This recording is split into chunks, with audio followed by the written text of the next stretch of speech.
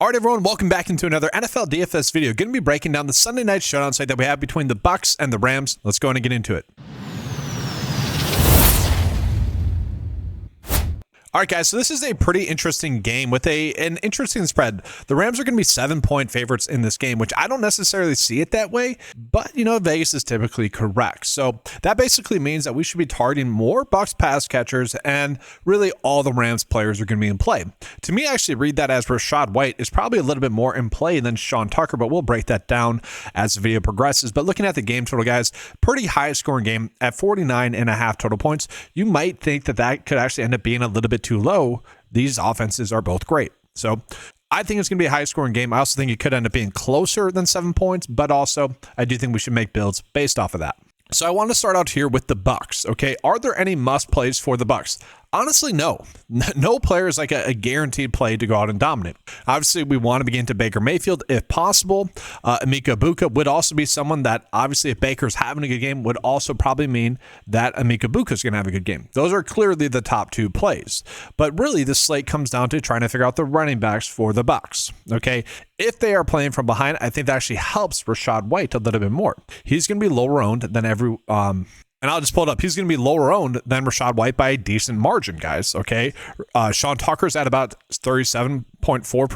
Rachaad White, 14%. That is instantly a decent way to gain leverage. Now, the reason why that is obviously due to pricing. Rachaad White is too expensive compared to Sean Tucker. It's pretty clear there, right? You're paying $600 more for Rachaad White, who honestly does have a lower ceiling than Sean Tucker. We saw the massive ceiling that he had last week. He does look like a great talent. What he did last week, not overly shocking. He is a big play type of running back. Now, 3 touchdowns is obviously not something that we should expect. I don't mind the idea of playing 2 of them. Sorry, I don't mind the idea of playing one of the 2 in about 40% of builds. That's not a bad route to go. Now, Cade Otton actually gets a decent matchup here, but overall, I think with Chris Godwin potentially being back in this game, that could end up impacting Cade Otton the most. Okay, but this is also part of the equation, guys. Looking at Chris Godwin, he's expected to be on a snap count or pitch count. Okay, so he's going to play, but going to be on a pitch count. So he's also someone that ends up being too high priced. This is the tough part about this slate. Like Tez Johnson is someone that, yes, if you are playing Baker Mayfield in the captain spot, you probably should begin to Tez Johnson. He's definitely more of a big play receiver. His prop lines have him at about 2.5 receptions and about 5 for his fantasy score. So he's not really in play, but also Sterling Shepard's really not going to be in play at this price tag if Chris Godwin is going to be playing significant snaps. It is very tough to give you guys a proper breakdown for the BUCS, and I'm mostly leaning towards getting into more of the LA Rams. As a result of that, they're a little bit easier to predict. Matthew Stafford gets a very good spot. He actually projects to have the highest fantasy points in this game. So I think we should be looking at Matthew Stafford mostly in the captain spot. Obviously, we want to begin to Puka Nacua. That should be at least 15 DFS points. On top of that, though, Kyren Williams is seemingly going to be someone that scores a touchdown. He's likely to score a touchdown in this game here as well. So this is the tough part, is that really we probably want to be playing all of them, like Adams as well. Adams ended up with 8 targets last week, only 1 reception though, and ended up being a touchdown. I think we can still chase those targets. It is a decent matchup for him. But this is the issue with the slate, is that after that, these are the 4 clear-cut plays. After that's a guessing game for who's going to get playing time. Like Colby Parkinson got the most work for the tight ends for the Rams.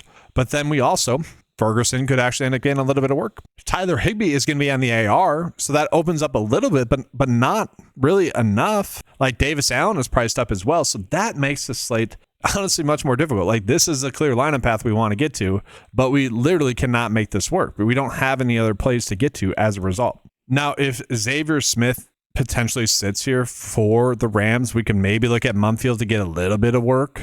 Maybe. That's not something I want to target. Maybe Jordan Winton's a little bit of a value then, but I think at that point we're just looking at Blake Corum or trying to get to Shepard or Tez Johnson. So again, this is the tough part.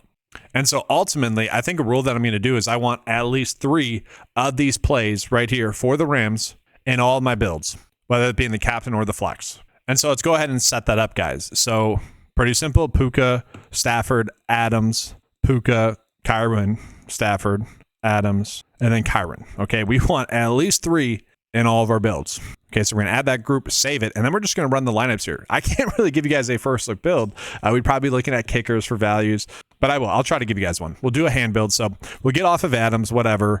And then we have $4,000 left over, whatever. We'll go Shepard, we'll go Tez. And then we have 4.4 left over, Blake Corm. Like, it's going to look something like that. It's going to be ugly, but you get the point. And so we'll see what the 9-to-5 lineup builder tells us to do. We are going to force a QB stack with a pass catcher, and we are going to raise up them in a decent amount there. So let's click run. And coincidentally, guys, one of the top builds that it gives us is Baker in the captain spot. Go figure. But let's see. The best build, Stafford, Puka, Adams, Amika Buka, Kobe Parkinson. And it had Tyler Higbee, so we took him off. I just took him off. You'd want to get to Mumfield instead if you're going to do that. Again, not necessarily a lock and load, but it is trying to punt to some values. I don't think we need to do that. This lineup's not terrible, though. Stafford, Puka, Adams, K. Dotton, Tez, Kobe Parkinson. I don't mind that.